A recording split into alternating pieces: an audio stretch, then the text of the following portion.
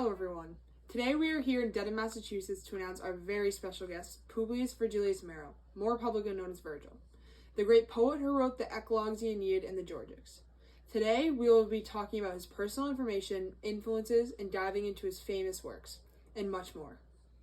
Here's Vergil. So glad you could join us today, Vergil. Thank you for having me. I know you're a Latin student and you've read the first Eclogues. Yeah, we just finished the first Eclogues. Yeah, so I guess quick trivia question, but what did it start with and what did it end with? Like, what was the last word? The last word, I'm pretty sure it was umbra. Shade. Very important with like my leisure, theme of leisure.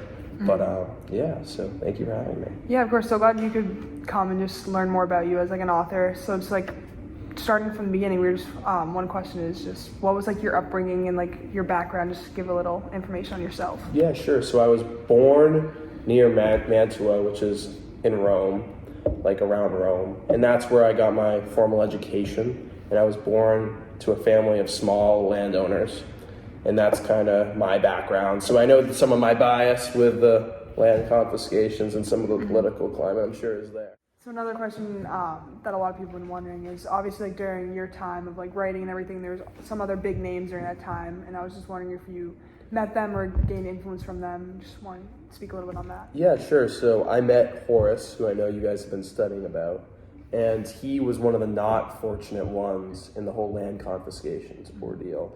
He was fighting for Brutus, which I'm sure is well known with you guys. But so when he came back from war after he deserted, he didn't know where his family was. He showed up and he didn't have any of his land. So I wanted to communicate that in some of my works, that sure, there's people that were fortunate and there were people that were not fortunate.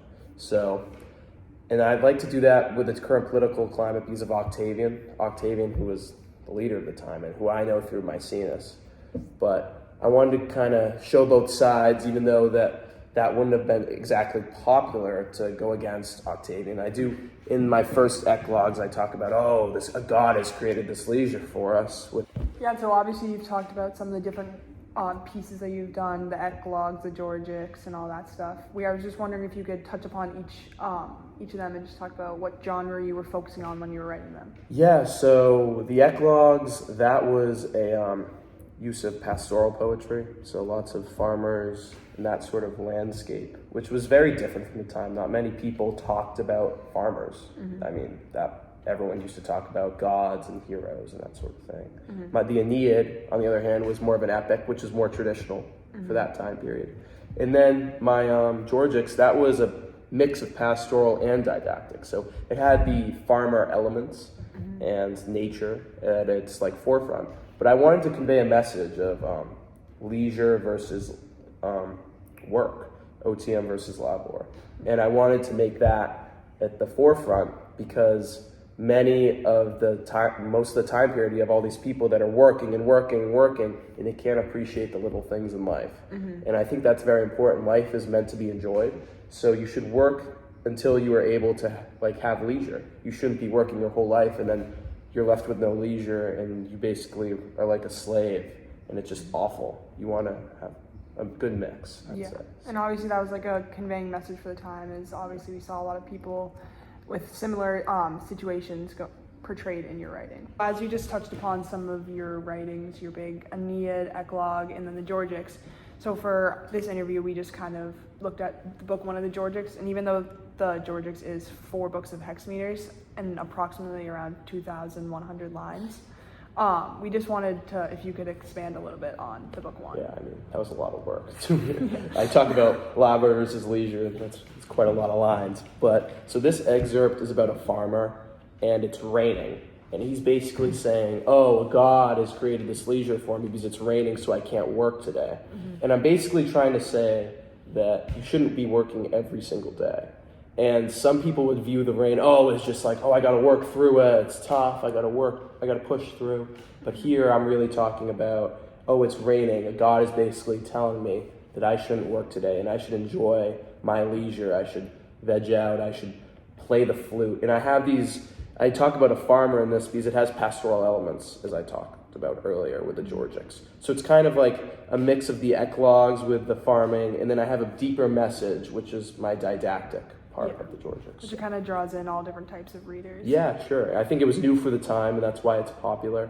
And I wanted to convey different perspectives because many of the stories in the past are about famous people or war heroes. But really, I wanted to talk about the common man, and I think that's an underrepresented group at the time, and I think it's equally as important as anyone else. Yeah, and I think that's why this Georgics book has done such great success because of the broad spectrum that it reached. Yeah, thank you. Yeah. Talked about previously your relationship with Horace and Maecenas, and you briefly mentioned Octavian's name but didn't expand. I was just wondering if you could open up a little bit about your relationship with him. Yeah, so I've known Octavian through Maecenas, and we've been great friends. And even though I did criticize him a little bit for the land confiscations, I feel like that is my duty as a literary scholar to see both sides.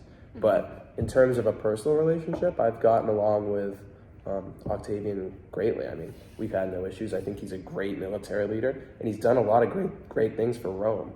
So I know people like to focus on me being critical of him, but at the end of the day, he's done a lot of great things, and it's kind of tough to just focus on one aspect that I disagree with a little bit, and I know that's what always people have to, focus on, but I think he's been a great leader for Rome, and he's created tons of peace through his Pax Romanus. Yeah, and obviously in your situation and your writing, you portray the common person in their situation, so obviously they're getting the bottom end of the stick when it comes to some actions he's having, but obviously you still run in the inner circle with him. So. Yeah, still running the inner circle with him, and I do criticize him when I'm not controlled by him. I don't want that notion either, but yeah, he's been a great leader. It was just a last question. I was just wondering, how do you think your work would be received today and just the relevance of it? Yeah, I mean, I think some people, especially in America, work to live. So they just work till they drop. There's many people who will work and then retire and then they'll have a heart attack. They're so stressed all the time. I think some countries do it better than others. I think Scandinavian countries like Sweden, they have a great healthcare system. They do a great job in terms of taking care of their citizens in retirement. And I feel like they have their citizens back when it comes to that stuff. So it's just all this leisure that we could have in America, it's just, you have all this money and it's by the time you can actually spend it or travel or do something good, you're 75. Whereas in Sweden, they let you retire earlier. You have money to spend. You can do things with your family. And I think it's just a better quality of life over there. So I think my work is very relevant to today because it may not be necessarily everyone a farmer who is working in their fields and then the rain comes and you can't work that day. But it's more the business owner, now the landowner, or the industrialist. And I think my examples are timeless. They can go on, there's no time constraint on it. So I think that even though we're in modern times and many people, the classics, I think there's a lot to be learned from the classics. Yeah, and obviously you can see it's the idea of leisure versus labor is very prevalent today, so thank you for sharing on that. Vergil's death in 19 BC at the age of 51 years old, against his personal wishes, which was stated in his will, the Aeneid was published. He believed this piece of work to be unfinished and unworthy of publication, but others, like his friend Octavian, believed otherwise and published this piece of work. This is now known as one of his 3 best pieces of literature and is still read in classrooms today.